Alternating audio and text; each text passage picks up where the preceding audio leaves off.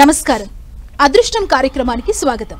గోచారంలో శుక్రుడు వలన కలిగే ఫలితాలేంటి, గోచారంలో శుక్రుడు అశుభ స్థానంలో ఉంటే పరిహారాలేంటి, మరియు జాతక సమస్యలకు పరిహారాలు తెలియచేయడానికి మనతో పాటు ఉన్నారు ప్రముఖ ఆధ్యాత్మికవేత్త జ్యోతిష్యులు నాగరాజు సుద్దపల్లి గురుగారితో మాట్లాడదాం. మరిన్ని విషయాలని తెలుసుకుందాం. నమస్తే గురుగారు. నమస్తే. అంటే గోచారంలో శుక్రుడు వలన కలిగే ఫలితాలు ఏంటి అనేది చాలా మందికి ఉన్న ఒక డౌట్. గురుగారు ఏం చెప్తారు? గురుభ్యో నమః. అందరికీ ఇప్పుడు శుక్రుడు కూడా సూర్యుడితో పాటు అంటే సూర్యుని చుట్టూ తిరుగుతూ 26 రోజులకి ఒక రాశి నుంచి అంటే ఒక 30 డిగ్రీల నుంచి ఇంకో 30 డిగ్రీల్లోకి ప్రవేశం జరుగుతుంది. దీన్ని గోచారం అంటాం. ఒక రాశిలోంచి ఇంకో రాశిలోనికి సంక్రమణ చేసేదాన్ని. అదే సూర్యుడు వస్తే దాన్ని సంక్రాంతి అంటాం, సంక్రమణ అంటాం. సంక్రమణ అంటాం అందులోకి వెళ్ళటం, సంక్రమించటం అనమాట. అయితే ఈ శుక్రుడు మన అందరికీ కూడా తెలిసినట్టుగా స్త్రీగ్రహం అంటే స్త్రీకి సంబంధించినవాడు, కానీ పురుషగ్రహం అయినప్పటికీ కూడా స్త్రీకి సంబంధించిన అందానికి, మన శ్రేయస్కి, ధనానికి, వీటన్నిటికీ సంబంధించినటువంటి వాడు శుక్రుడు. ఈ శుక్రుడు జాతకంలో శుభగ్రహంగా పరిగణించబడ్డాడు ఉన్నటువంటి గ్రహాల్లో. ఆయన దైత్య గురువు అయినప్పటికీ కూడా గురువు. ఎందుకంటే ఆయనకు ఉన్నటువంటి అద్భుతమైనటువంటి విద్య ఇంకొకరికి ఉండదన్నమాట. శుక్రుడి దగ్గర అంత గొప్ప విద్యలు ఉంటాయన్నమాట. కాబట్టి శుక్రుడు అన్నిటికీ భోగభోగాలన్నిటికీ కూడా శుక్రుడు ఇస్తాడనమాట. కాబట్టి జన్మజాతకాల్లో మన గోచారంలో 1, 3, 6, 11 స్థానాల్లో అద్భుతమైనటువంటి ఫలితాలు ఇస్తాడు. కానీ అయినప్పటికీ కూడా 1, 2 అలాగే 5, 9, 11 స్థానాల్లో కూడా చాలా అద్భుతమైనటువంటి ఫలితాలని కలగజేస్తాడు గోచార రీత్యా. మిగతా స్థానాల్లో అవి అశుభ స్థానాలుగా మిగిలిపోతాయి. దానివల్ల ఒక్కొక్క స్థానానికి ఒక్కొక్క రకమైనటువంటి పరిహారం అనేటువంటిది ఉండేది. కానీ ఇప్పుడున్నటువంటి ఈ గోచార రీత్యా ఇప్పుడు రేపు ఇక్కడ ఉన్నటువంటి 29వ తారీఖున మన జూన్ 29న ఇప్పుడు వృషభ రాశిలోనే ఆల్రెడీ శుక్రుడు తన స్వరాశిలో అంటే సొంత ఇంట్లో ఉన్నాడు. దీనివల్ల మిథున రాశి వాళ్ళకి, వృషభ రాశి వాళ్ళకి, కన్యా రాశి వాళ్ళకి, అలాగే కుంభరాశి వాళ్ళకి, వీళ్ళందరికీ కూడా అద్భుతమైనటువంటి ఫలితాలు ఉంటాయి. కాబట్టి వాళ్ళందరూ చాలా గొప్పగా ఉండేదానికి ధనం అలాగే ఉద్యోగ వృద్ధి వీటన్నిటికీ కూడా అంటే మేషరాశికి కూడా 2వ ఇంట్లో ఉంటాడు కాబట్టి అద్భుతమైనటువంటి ఫలితాలను కలుగజేస్తాడు. ఓకే గురుగారు, అంటే గోచారంలో శుక్రుడు అశుభ స్థానంలో ఉంటే వచ్చే నష్టాలు ఏంటి? పెద్ద అశుభ స్థానం అంటే అమ్మా అశుభ స్థానమే ఉండదు, కానీ ఆ స్థానాల్లో ఆయన మంచి ఫలితాలు ఇవ్వడు అంతే. అశుభం అనేది ఏమి ఉండదు. కాబట్టి మనకు మంచి జరిగితే అది శుభం అంటాం, అది మంచి జరగకపోతే చెడు అంటాం. కాబట్టి ఇక్కడ జన్మరాశిలో ఉన్నప్పుడు ఆయన వృషభానికి బాగానే ఉంటాడు. 2వ రాశిలో ఉన్నప్పుడు ధన కుటుంబ సంబంధమైన స్థానం కాబట్టి ధనవృద్ధి కలుగుతుంది. అలాగే పంచమ స్థానం వచ్చేసి కన్యారాశి అవుతుంది. కన్యారాశికి పంచమ స్థానంలో ఉన్నందువల్ల అద్భుతమైనటువంటి ఫలితాలు ఇస్తాడు. అలాగే కర్కాటక రాశికి కూడా 11వ స్థానం అవుతుంది. కర్కాటక రాశి వాళ్ళకి కూడా మంచి ఫలితాలు ఇస్తాడు. మిగతా స్థానాలు అశుభ స్థానాలు అంటే ఇప్పుడు 7 స్థానంలో ఉంది, అది భాగ్యస్వామ్యానికి సంబంధించిన స్థానం. ఆ స్థానంలో ఉంటే మొదట శుక్రుడు దాంపత్యానికి కారణమై ఉన్నప్పటికీ కూడా, వివాహానికి కారణమై ఉన్నప్పటికీ కూడా 7వ ఇంట్లో అశుభాన్ని మన వాళ్ళు చెప్పడం జరిగింది. అంటే ఆ గ్రహం సొంత ఇంట్లో ఉన్నా కూడా మంచి జరగదు వీళ్ళకి అన్నటువంటి ఒక భావన ఉందన్నమాట. అలాగే 8వ ఇల్లు వచ్చేసి అది ఆయుష్ స్థానం అని చెప్తాం. అష్టమంలో శుక్రుడు ధనాన్ని పోగొడతాడని చెప్తాం అనమాట. అంటే ఎందుకంటే ఇప్పుడు వృషభ రాశికి 8వ ఇల్లు మనకి ధనస్సు అవుతుంది, ధనస్సు గురువు ఇల్లు అవుతుంది. కాబట్టి దానివల్ల గురువుకి శుక్రుడికి మన వాళ్ళు ఏం చెప్తారంటే ఇప్పుడు జ్ఞానానికి ఆనందానికి, జ్ఞానంతో ఆనందం వేరు కానీ మళ్ళీ భోగభాగ్యాలకి జ్ఞానానికి చాలా దూరం అనమాట. కాబట్టి ఈ దూరాన్ని మన వాళ్ళు ఏంటంటే శుభం అశుభం అన్నారు. జ్ఞానం గొప్పది కాబట్టి గురువు శుక్రుడు కూడా జ్ఞానకారకుడే. కానీ ఇది కొంచెం మన వాళ్ళకి తెలియకపోవటం వల్ల శత్రుత్వం ఇలా చెప్తూ ఉంటారు. కాబట్టి వాటి గురించి ఏం పెద్దగా పట్టించుకోవాల్సిన అవసరం లేదు. కానీ దుస్థానాల్లో ఉన్నప్పుడు కలిగే పరిహారం మళ్ళీ చెప్పుకుందాం. ఓకే గురుగారు, మనకు కాకినాడ నుంచి కాలర్ జాయిన్ అవుతున్నారు మాధవి గారు. మాధవి గారు నమస్తే అండి. నమస్కారం అండి. ఎవరి గురించి తెలుసుకుందాం అనుకుంటున్నారు? అది పాప వివాహం గురించి తెలుసుకుందామనండి. ఓకే, డీటెయిల్స్ ఇవ్వండి. హాస్మిని అండి పాప పేరు. 1వ తారీఖు 11వ నెల 2002 అండి. సమయం రాత్రి 8:30 పుట్టిందండి పాప. ఉత్తర నక్షత్రం 1వ పాదం శుక్రవారం వస్తుందండి. వివాహం గురించి తెలుసుకుందాం అలాగండి. ఓకే, ఎక్కడ జన్మించారు? కాకినాడ అండి. కాకినాడలో జన్మించారు. వివాహం గురించి తెలుసుకోవాలి అంతేనా? ఓకే, మాట్లాడండి. నమస్తే అమ్మా. ఇక్కడ నమస్కారం అండి గురువు గారు. నమస్తే. ఇక్కడ మీ పాప మీరు ఇచ్చినటువంటి డేట్ ఆఫ్ బర్త్కి లగ్నం వచ్చేసి మిథున లగ్నం, రాశి వచ్చి సింహరాశి, ఉత్తర ఫల్గుని నక్షత్రం, పుబ్బా నక్షత్రం 1వ పాదం. శుక్రవారం పుబ్బా నక్షత్రంలో పుట్టడం మంచిదే. అయితే జన్మజాతకంలో సంపూర్ణమైనటువంటి కాలసర్పయోగం ఉన్నది. అలాగే లగ్నంలో శని, 2వ ఇంట్లో గురువు ధనస్థానంలో ఉచ్చస్థితిలో, 3వ ఇంట్లో చంద్రుడు, 4వ ఇంట్లో కుజుడు కుజదోషంలో, 5వ ఇంట్లో శుక్రుడు, బుధుడు, రవి, అలాగే 6వ ఇంట్లో కేతు ఉచ్చస్థితిలో, 12వ ఇంట్లో రాహు ఉచ్చస్థితిలో. ఇక్కడ 3 గ్రహాలు ఉచ్చస్థితిలో కలిగి ఉన్నాయి. అలాగే సూర్యుడు ఇక్కడ తులారాశిలో ఉండటం జరిగింది. ప్రస్తుతం రాహు మహాదశ జరుగుతుంది. రాహు 12వ స్థానంలో ఉన్నందువల్ల ఇది కొంచెం జాగ్రత్తగా ఉండాలమ్మా. 12వ స్థానంలో ఉన్నటువంటి రాహు భోగాలను అన్నింటినీ ఇస్తాడు, ఎవరి మాట వినేవాడు. ఎందుకంటే లగ్నంలో శని వక్రించి ఉన్నందువల్ల. అయితే వివాహానికి ఇక్కడ ప్రస్తుతం రాహు మహాదశలో రాహు జరుగుతుంది. గురువు ఇక్కడ 2వ ఇంట్లో ఉన్నప్పటికీ కూడా, సింహరాశి కాబట్టి లాభంలో ఇప్పుడు గోచారంలో ఉన్నప్పటికీ కూడా, ఇక్కడ ఉన్నటువంటి దశాంతర దశల రీత్యా ఇక్కడ పాపకి ఇంకా సమయం పడుతుందమ్మా. మీరు 1.5 సంవత్సర కాలం వెయిట్ చేయాల్సి వస్తుంది. ఎందుకంటే గురువు కుటుంబ స్థానంలో సప్తమాధిపతి ఉన్నందువల్ల రాహుదశ జరుగుతుంది కాబట్టి గురువు యొక్క అంతర్దశగానే వస్తే ఆ గురువు అంతర్దశలో తప్పకుండా వివాహం అనేది బాగుంటుంది. ఈలోపు గురువు కూడా ఆయన సింహరాశిలోకి వచ్చిన తర్వాత వివాహానికి అనుకూలంగా ఉండేదానికి అవకాశం ఉంటుంది. కాబట్టి మీరు 2027 మార్చి దాకా వెయిట్ చేస్తే బాగుంటుంది. ఎందుకంటే ఇప్పటికే లేట్ అయిపోయింది కదా అని మీరు అనుకుంటే పెద్ద లేట్ ఏం కాదమ్మా. 23 సంవత్సరాలే పాపకి, కంగారు పడకండి. ఓకే అండి, మరో కాలర్ ఉన్నారు విజయనగరం నుంచి, నాగలక్ష్మి గారు. నమస్తే అండి. నమస్తే అండి. ఎవరి గురించి తెలుసుకుందాం అనుకుంటున్నారు? మా వదిన గారి గురించి అండి. ఓకే, డీటెయిల్స్ చెప్తారా? 7 ఓకే 3 ఓకే 7/3/1956. ఓకే, సమయం అమ్మా? రాత్రి 1:52 తెల్లారితే 8వ తారీఖు అండి. ఓకే, ఎక్కడ జన్మించారు? ఆవిడకి 2 కొడుకులు అండి. కాళ్ళు నొప్పులు, ఈ సంవత్సరం పెళ్లి చేస్తానా చేయనా బాధపడుతుంది. ఓకే అండి, ఎక్కడ పుట్టారండి? అనకాపల్లిలో పుట్టారండి. ఓకే, అనకాపల్లిలో పుట్టారు. పేరు చెప్తారా? పేరు సూర్యకుమారి. ఏం తెలుసుకోవాలి ఏమా ఇప్పుడు? ఆవిడకి కాళ్ళు నొప్పులండి. 2 కొడుకులు ఉన్నారు. ఈ సంవత్సరం పెళ్లి చేస్తానా చేయనా అని బెంగ పెట్టుకుంటుంది. ఇక్కడ తల్లి బిడ్డలు కనగలదే కానీ రాతల్ని కనలేరు కదమ్మా ఎవరు. మన వాళ్ళు పూర్వీకులు ఊరికి నేను చెప్పలేదు. ఓకే, వాళ్ళ రాతను బట్టి వాళ్ళు ఉంటారు. ఫస్ట్ ముందు ఆమె ఆరోగ్యంగా ఉండి, ఎందుకంటే వివాహం కాలేదని తల్లిదండ్రులకి ఆలోచన ఉంటుంది. వివాహం అయిన తర్వాత పిల్లలు ఎప్పుడు పుడతారని ఎదురు చూస్తారు. పిల్లలు పుట్టిన తర్వాత వీళ్ళు పెద్దోళ్ళు ఎప్పుడు తృప్తి ఉండదమ్మా జీవితంలో. కాబట్టి వాళ్ళ తలరాత ఎలా ఉంటే అలా అవుతుందని ఆమె హాయిగా ఉండగలిగి, తల్లి కదా ఉండలేదు, అది వేరే విషయం.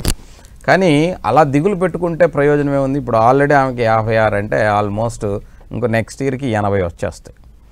కాబట్టి ఇక్కడ ఆమె ఈ వయసులో ఇబ్బంది పడటం అన్నది అంత కరెక్ట్ అయినటువంటి విషయం కాదు. కాబట్టి ఆమె ఇబ్బంది పడకుండా ఉండటం మంచిది. ఇక్కడ జాతకరీత్యా ఆమె దాని ప్రకారం సంతాన స్థానంలో శుక్రుడు ఉన్నాడు. 6వ స్థానాధిపతి అయినటువంటి శుక్రుడు జాతకంలో 5వ స్థానంలో పొంది ఉన్నాడు. ఆమెకు బిడ్డలు 2 ఉన్నారు, మీరే చెప్పారు. అయితే వివాహం జరుగుతుందా లేదా అని చెప్పేసి మీరు అడుగుతున్నారు. చేయగలుగుతుందా లేదా అని చెప్పి. కొద్దిగా కష్టమైన పని అయినప్పటికీ కూడా ఇక్కడ జాతకరీత్యా ఆమె చేయవలసినటువంటి అవకాశం ఈ డిసెంబర్ నుంచి ఉంది. చేయొచ్చు, ఆమె ప్రయత్నం చేయమనండి, దిగులు పడద్దని మాత్రం చెప్పండి. ఓకే అండి, మరో కాలర్ జాయిన్ అవుతున్నారు కుకట్పల్లి నుంచి సుజాత గారు. సుజాత గారు నమస్తే అండి. నమస్కారం. ఎవరి గురించి తెలుసుకుందాం అనుకుంటున్నారు? మా బాబు అండి. ఓకే, డీటెయిల్స్ చెప్తారా? బాబు పేరు? 13/8/94 అండి. సమయం? రాత్రి 8:02 అండి. ఓకే, అద్దంకిలో. బాబు పేరు? బాబు పేరు శ్రీహరి అండి. ఈయన డాక్టర్ చదువుతున్నాడండి. ఇంకా 6 నెలలకి అయిపోద్దండి. Job plus పెళ్ళండి. మాట్లాడండి. ఇక్కడ ఈ అబ్బాయి లగ్నం వచ్చేసమ్మా కుంభలగ్నం, రాశి తులారాశి, నక్షత్రం స్వాతి నక్షత్రం 4వ పాదం. జన్మజాతకంలో సప్తమాధిపతి 6లో బుధుడితో కూడా ఉన్నాడమ్మా. అష్టమాధిపతితో 6వ ఇంట్లో వివాహ దోషం ఉన్నది. కానీ విద్య ఉద్యోగ దానికి సంబంధించినంత వరకు బాగుంది, భయపడాల్సింది ఏమీ లేదు.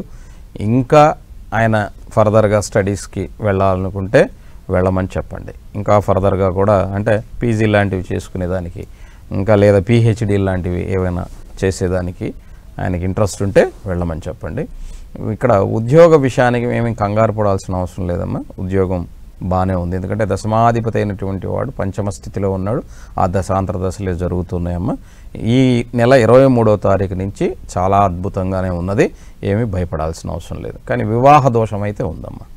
ఓకే గురుగారు, అంటే గోచారంలో శుక్రుడు అశుభ స్థానంలో, అదే మీరు చెప్పినట్లు కొంచెం స్థానం సరిగా లేకపోతే ఎలాంటి పరిహారాలు చేస్తే మంచి జరుగుతుంది గురుగారు? ఇక్కడ 12వ దుస్థానాలు అంటారమ్మా, 8, 12. అలాగే శుక్రుడికి 7వ స్థానాన్ని కూడా మంచిగా చెప్పబడలేదన్నమాట.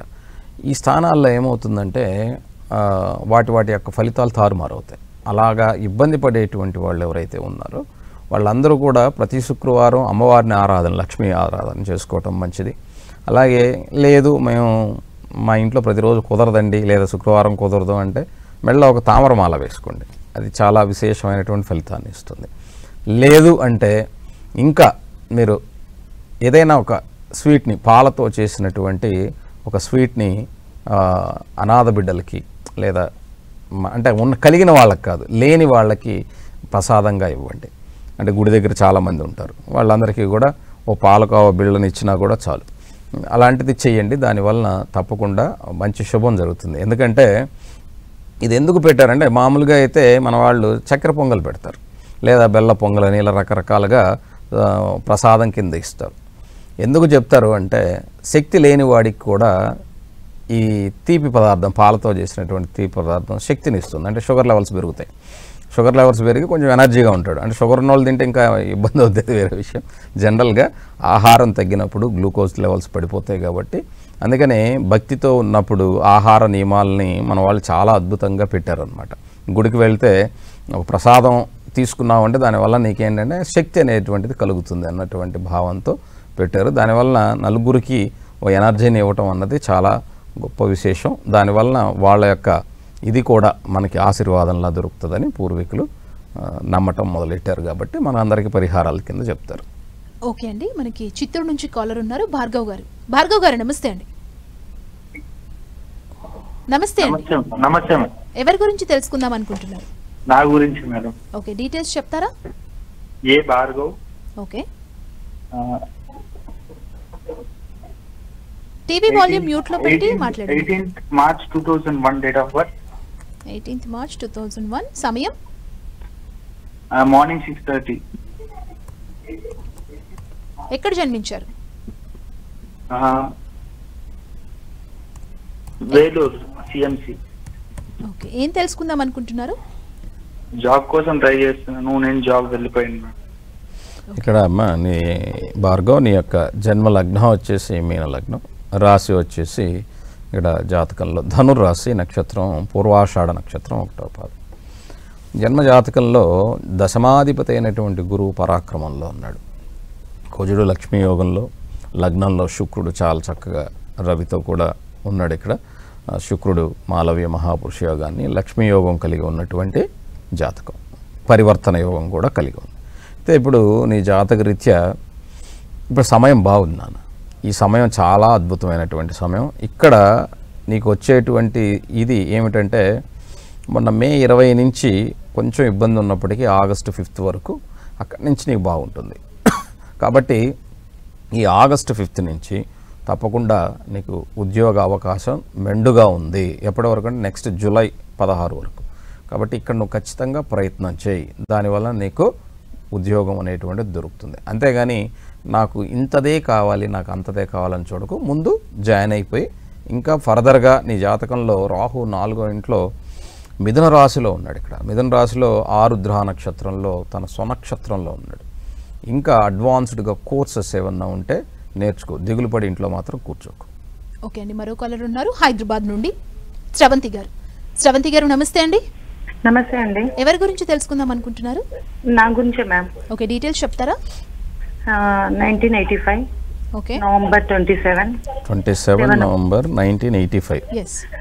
7 o'clock పుట్టాను, మలక్పేట్లో. మార్నింగా ఈవినింగా? మార్నింగ్. ఓకే, ఏం తెలుసుకోవాలి తల్లి చెప్పండి. నా సంతానం కోసం, మా ఆయన కోసం.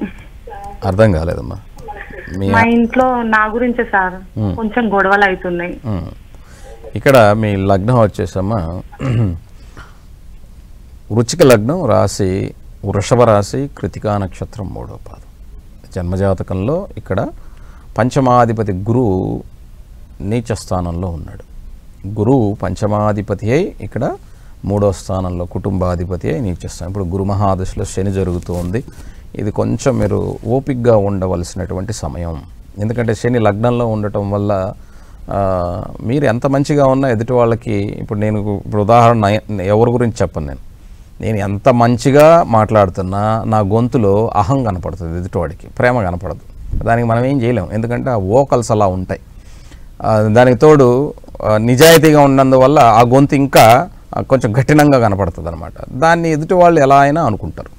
అది అర్థం చేసుకోలేకపోతే అది కుటుంబమే కాదు. అలాగా లగ్నంలో ఉన్నటువంటి శని ఎప్పుడూ కూడా కొంచెం పట్టుదలగా ఉండేదానికి అవకాశం ఉంటుంది. మనం ఏది చేసినా కూడా ఎదుటి వాళ్ళకి మొండితనంగా కనపడుతుంది. దీన్ని మనం ఏమి చేయాలన్నది, మనం ఎంత తగ్గినా కూడా అది అలాగే ఉంటుంది. ఇక్కడ సప్తమాధిపతి అయినటువంటి శుక్రుడు వ్యయంలో కేతువుతో కూడా ఉండటం, ఇలా చాలా రకాలైనటువంటి కారణాలు మీ జాతకంలో ఉన్నాయి. అయితే నేనేం చెప్తానంటే కాలం ప్రతిదానికి సమాధానం చెప్తుందంటారు. కాబట్టి 2027 మే వరకు, అంటే దాదాపుగా మీరు 2 సంవత్సరాల పాటు మౌనంగా ఉండటమే మంచిది. దానివల్ల నోరు తెరిస్తే ఏమవుతుందంటే నీ కుటుంబం విచ్ఛిన్నం అయిపోద్ది తల్లి. కాబట్టి దాన్ని మనం జాగ్రత్తగా ఉండటం మంచిది. గురువుని ఆరాధన చేసుకోండి, అది చాలా విశేషంగా మీకు ఫలితం ఇస్తుంది. అది మీ ఇష్టం, ఏ గురువైనా కావచ్చు. మీ గురువు ఆరాధన మీకు విశేషమైన ఫలితాన్ని ఇస్తుంది. తప్పకుండా గురు శ్లోకాన్ని ప్రతిరోజు స్మరణ చేసుకోండి. మరో కాలర్ ఉన్నారు గుంటూరు నుండి, దివ్య గారు. దివ్య గారు నమస్తే అండి. నమస్తే అండి. ఎవరి గురించి తెలుసుకుందాం అనుకుంటున్నారు? మా అమ్మాయి గురించి అండి. ఓకే, డీటెయిల్స్ చెప్తారా? జయశ్రీ వేద 2013 ఓకే, మంగళవారం. అవన్నీ నేను చెప్తా, డేటు నెల సంవత్సరం చెప్పండి ప్లీజ్. అంటే జూన్ 25 జూన్ మంగళవారం 2013 సంవత్సరం మంగళవారం. ఎన్ని గంటలకి? సాయంత్రం 5:17 ఏ ఊర్లో నాన్న? చీరాల హాస్పిటల్లోనండి. ఏం తెలుసుకోవాలి వేద గురించి? తను చదువు అనేది చదువుతూ ఉంటుంది, కానీ పెద్ద గుర్తు లేదని, పెద్ద చదువులో సుతరంగా ఉండలేదు. తన చదువు, తన భవిష్యత్తు ఎలా ఉంటుందని. అలాగమ్మా. ఇక్కడ లగ్నం వచ్చేసి వృశ్చిక లగ్నం, రాశి మకర రాశి, నక్షత్రం 8 ఉత్తరాషాఢ 4వ పాదం. విద్యాస్థానాధిపతి అయినటువంటి శని ఉచ్చలో ఉన్నప్పటికీ వ్యయంలో రాహుతో ఉన్నాడు. చంద్రుడు మనసు కారకుడు, ఓకే, అక్కడ బుద్ధికి బుధుడు కారకుడు. రాహు ఇక్కడ కొంచెం ఇబ్బంది కలిగించే, కానీ వ్యయంలో ఉంది. శని రాహువుల యొక్క కలయిక వ్యయస్థానంలో ఉంది. ఇక్కడ జాతకంలో సప్తమంలో కుజుడు కుజదోషంలో ఉండటం, ఇప్పుడు కుజమహాదశ జరగటం వల్ల లగ్నాధిపతి 6వ స్థానాధిపతి కూడా అయి ఉన్నందువల్ల ఈ కుజదశ ఇప్పుడే రావటం మంచిది. 30 వరకు చిన్నది కాబట్టి బిడ్డ, ఎందుకంటే ఇప్పుడు మీకు ఆల్రెడీ 2013 అంటే 12 సంవత్సరాల పాపే కాబట్టి మీరు ఈ కుజదశ అయిపోయేంత వరకు కొంచెం ఇబ్బంది కలగజేస్తుంది. తప్పకుండా కలుగుతుంది కూడా. కొంచెం మీరు నువ్వు చదువుకుంటే చాలు, నాకు ఇన్ని ర్యాంకులు లేకపోతే ఇంత టార్గెట్ పెట్టకండి.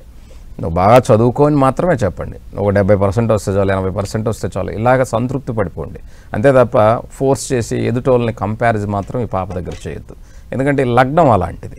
ఆ లగ్నాన్ని కుజుడు చూస్తున్నాడు. దానివల్ల ఏమవుతుందంటే ఆ పోటీ పెరిగే కొంది మొండితనం ఎక్కువ అవుతుంది. అలాంటిది మాత్రం చేయకండి. ఆమెకు ఉన్నటువంటి దానికి తప్పకుండా మెడిటేషన్ నేర్పించండి, రోజు 10 నిమిషాలు. దానివల్ల ప్రెజర్ ఇవ్వకండి, చదువుకుంటుంది కాబట్టి భయపడాల్సిన అవసరం లేదు. ఈ కుజదశ అయిపోతే దానివల్ల బాగుండు. 2030 వరకు కుజదశ ఉంది. ఈ 5 సంవత్సరాలే సార్ బాగా చదవాలంటే అందుకనే చెప్తున్నా, ప్రేమతో చెప్పండి, ఓర్పుతో చెప్పండి. అంతే తప్ప మీరు కొంచెం మిగతా వాళ్ళతో పోల్చినా లేకపోతే నీకు ఇన్నే వచ్చినాయి అన్నా ఆ పాప తొందరగా డిప్రెస్ అవుతుంది. దానివల్ల అందులోంచి మళ్ళీ బయటకు వచ్చేదానికి చాలా ఇబ్బంది కలుగుతుంది. కాబట్టి వచ్చిన వరకు ఇంకొంచెం బెటర్గా ఉంటే బాగుండు కదా నాన్న, ఇంకా నువ్వు బాగా చేయగలవు అని చెప్పండి. అలాగా మీరు అంటే చెప్పరని కాదు, చెప్పండి. ఎందుకంటే తల్లిదండ్రులు ఎలా ఉంటారన్నది ప్రతి ఒక్కరికి తెలుసు. 100కి 99 మార్కులు వచ్చినా 1 మార్క్ ఏమైందిరా అని అడుగుతాడు నాన్న, ఎందుకంటే నాన్న కాబట్టి. అర్థమవుతుందా? అమ్మ పర్వాలేదు తర్వాత చూద్దామన్నా కూడా నాన్న ఎమ్మటే ఉంటాడు, ఎందుకంటే 99 మార్కులు వచ్చినాయి మా వాడికి అనరు ఈ రోజుల్లో. ఆ ఒకటేం చేసిందిరా, ఎటుపోయిందని అడుగుతారు. కాబట్టి ఇవన్నీ కూడా కొంచెం, ఎందుకంటే మనం బాగలేం కాబట్టి మన బిడ్డలు బాగుండాలని కోరుకుంటాం. మన యొక్క కళలన్నీ కూడా మన బిడ్డలని ఎత్తిని రుద్దేస్తాం. రుద్దటం కాదు. చిన్నప్పుడు ఒక చిన్న ఉదాహరణ చెప్తాము. తల్లిదండ్రులు చదువుకోలేదనుకోండి, బిడ్డలు బాగా చదువుకోవాలని వాళ్ళ కళ వల్లే మనల్ని చదివిస్తారు. వాళ్ళు చిన్నప్పుడు 10వ తరగతిలోనే వాళ్ళకేమీ ఉండవు. ఏది ఆ రోజుల్లో నడిచి వెళ్ళేవాళ్ళు, చెప్పులు కూడా సరిగ్గా ఉండేవి కాదు. మనకు 10వ తరగతికి వచ్చేసరికి ఫోన్లు గీన్లు అన్నీ ఉంటాయి. అది వాళ్ళ కళే, ప్రతిదీ వాళ్ళ కళే. కాబట్టి మనందరం అనుకుంటాం మా నాన్న కళ నా మీద రుద్దుతున్నాడు. ఆయన కళ కాదు అది. ఎందుకంటే ఆయన నీకు ఇచ్చే ప్రతి వస్తువు కానీ, నీకు ఇచ్చే ప్రతి సౌకర్యం కానీ ఆయన కళ వల్లే నీకు వస్తుంది. ఎందుకంటే నా కొడుకు ఇలా ఉండాలి, నా కొడుకు ఈ టైంలో ఇది ఉండాలి. దాంట్లో మనం చేయలేక నీ కళను నాకు రుద్దుతావు అని అడుగుతారండి, నాకు తెలియక అడుగుతా. కాబట్టి పిల్లల పరిస్థితిని బట్టి, మనస్తత్వాన్ని బట్టి మీరు నడుచుకుంటే ఖచ్చితంగా బాగుంటారమ్మ వాళ్ళు కూడా. కాబట్టి భయపడకండి. మరో కాలర్ ఉన్నారండి హైదరాబాద్ నుంచి, వెంకటరమణ గారు. నమస్తే అండి. నమస్కారం గురుగారు. డీటెయిల్స్ చెప్పండి. నా పేరు Venkataramana Rao. 17th April 1972 10:45 AM Hyderabad. ఒక్క నిమిషం అమ్మా. 17th April? అవునండి. 17th April 72 1972. చెప్పండి సార్, ఎన్ని గంటలకు పుట్టారు? 10:45 AM Hyderabad. 45 AM. Okay, 10:45 AM. Okay, చెప్పండి ఏం తెలుసుకోవాలి? అదే ఉద్యోగం పోయిందండి, దానికోసం. మళ్ళీ వివాహం కూడా డైవర్స్ అయింది ఈ మధ్యలో నాకు. ఓకే, పిల్లలు ఏం లేరు. వెంకటరమణారావు గారు సార్, తప్పుగా అనుకోకండి. ఏమను? ఎందుకంటే ఇప్పుడు ఆల్రెడీ 1972 అంటే మీకు 53 ఏజెస్ కదా. ఈ 53 ఏజ్లో కారణాలు ఏవైనా కావచ్చు. మన నెక్స్ట్ లైఫ్ అనేది అంటే 53 ఏళ్ళు అంటే ఆల్రెడీ మన జీవితంలో 3/4 భాగం అయిపోయింది. మన ఇండియన్ దీని ప్రకారం అంటే ఇక్కడ ఉన్నటువంటి లైఫ్ స్పాన్ ప్రకారం ఆల్మోస్ట్ 3/4 భాగం అయిపోయింది. ఇక మీదట మీరు పీస్గా ప్రశాంతంగా ఉండాలంటే ఒకటి చేయండి ఖచ్చితంగా. ఎందుకంటే జాతకంలో కుజదోషం ఉంది, ఆల్రెడీ మీరే చెప్పారు, విడాకులు అయిపోయినాయి. వృషభ రాశిలో ఇప్పుడు శుక్రుడు ఉన్నాడు, ఇది మంచి సమయం. 26వ తారీఖు లోపు మీకు అనుకూలంగా ఉంటుంది, ఎటువంటి ఇబ్బంది ఏం లేదు. కాబట్టి పీస్గా ఉండేదానికి ప్రయత్నం చేయండి. శని మహాదశలో రవి జరుగుతుంది, ప్రతిరోజు సూర్య నమస్కారం చేయండి. ప్రతి శనివారం కూడా చక్కగా నువ్వుల అన్నాన్ని బయట ఉన్న ఏమంటారంటే నువ్వులు, ఒక పిడికెడు నువ్వులు, ఒక పిడికెడు బియ్యం వేసి కొద్దిగా అన్నం వండి ఆ అన్నాన్ని మీరు గోడ మీద ఉన్నటువంటి, అంటే గోడ మీద పెడితే, గోడ మీద అంటే పక్షులకు పెట్టమని నా ఉద్దేశం, పెడితే ప్రకృతిలో ఉన్న జీవాలకు ఇవ్వటం ద్వారా మీకు ఉన్నటువంటి ఈ దోషం, ఎందుకంటే వ్యయంలో ఉన్నటువంటి శని అలాగే జాతకంలో మీకు సప్తమ గురువు అయి ఉన్నప్పటికీ కూడా, సప్తమ గురువు మాలవ్య హంస మహాపురుష యోగాన్ని ఇచ్చున్నప్పటికీ కూడా మీ జాతకంలో కుజదోషం ఉండటం వల్ల మీరే చెప్పారు మొన్న ఈ మధ్య విడాకులు అయిపోయినాయి. అంటే 52 ఏళ్ల వయసులో, 53 ఏళ్ల వయసులో విడాకులు అంటే ఈ వయసు కొద్దిగా కష్టంగా ఉంటుంది. అది ఎవరి తప్పిదాలైనా సరే మన కర్మ ఇంతే. కాకపోతే ఇక మీదట బాగుంటుంది. మీరు ఈ పరిహారం చేసుకోండి. ప్రతిరోజు సూర్య నమస్కారంతో పాటు ప్రతి శనివారం కూడా నువ్వుల అన్నం ఖచ్చితంగా వండి, ఒక పిడికెడు నువ్వుల అన్నాన్ని 3 ముద్దలుగా, అంటే వండితే ఎంత అవుతుంది, 3 ముద్దలుగా చేసి బయట పక్షులకు ఇవ్వండి. దానివల్ల మీకు తప్పకుండా బాగుంటుంది. ఈ అక్టోబర్ నుంచి ఇంకా బాగుంటుంది. కాబట్టి మీరు ప్రశాంతంగా ఉండవచ్చు. ఉద్యోగానికి సంబంధించి కూడా మీరు సొంతంగా ఏదన్నా చేసుకునే ప్రయత్నం చేయండి. లేదు సార్ నేను ఉద్యోగమే చేస్తానంటే ఉద్యోగం దొరుకుతుంది, వెయిట్ చేయండి. ఓకే గురుగారు, ఈరోజు కాలర్స్కి ఉన్న డౌట్స్ అన్నిటి కూడా చాలా చక్కగా మీరు వాళ్ళందరికీ చెప్పడం జరిగింది. చాలా మంచి విషయాలు తెలియజేశారు. రేపు ఏ టాపిక్తో కలుద్దాం గురుగారు? శని గోచారంలో ఫలితాలు ఏమిటి అది చెప్పుకుందాం.